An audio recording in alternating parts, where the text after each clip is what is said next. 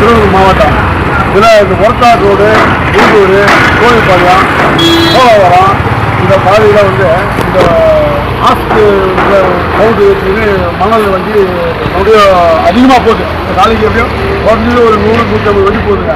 அந்த வண்டியிலிருந்து போகும்போது தாரப்பா போடாமல் எதுவுமே போடாமல் அது போகிறதுனால அது சிந்துற பவுடு சாம்பில் அது வேறு வண்டி போகும்போது என்ன ஆகுதுன்னா ஊசியாக மாறி நடுவில் பைக்கு போக முடியல, நடந்து போக முடியல, சைக்கிளில் போக முடியல. அது சைக்கிள் அந்த பவுட்ரு தண்ணியில் போக முடியல. எல்லாம் பொதுமக்கள் அனைவருமே நாங்கள் இது பண்ணிக்கிறோம். நீங்களும் கூட எங்களுக்கு உதவி பண்ணி எங்களுக்கு ஒத்துழைப்பு கொடுத்தா ரொம்ப ஆதரவாக இருக்குங்க. திருவள்ளூர் மாவட்ட ஆட்சியர் அவர்களும் மற்ற கல்வி அதிகாரிகளும் பொதுமக்களுக்கு தெரிவித்து போர்க்கால அடிப்படையில் நடவடிக்கை எடுத்து இந்த சாலை சீரமைத்து தருமாறு வேண்டி கேட்டுக்கொள்கிறோம். ரொம்ப அருமத்தில் இருக்கு உள்ள வரும் கார் ரோடு வழியா கனரக வாகனங்கள சட்டத்துக்கு புறம்பாக சாம்பல் மண் கொண்டு வந்து அதனால அதுல அந்த சாம்பல் மண்ணு பொதுமக்கள் பெரிய விபத்துகள் மட்டும் இல்ல அதனுடைய பொல்யூஷன் ப்ராப்ளம் இருக்கு.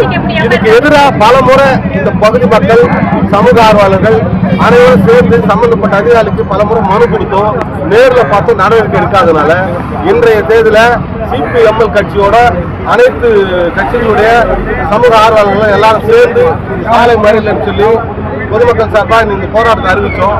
அறிவிக்கும் போது நேற்றுக்கே காவல்துறை அதிகாரிகள் இது உரிய நடவடிக்கை எடுத்து துறை வாரியான அதிகாரிகள் கொண்டு வராங்க.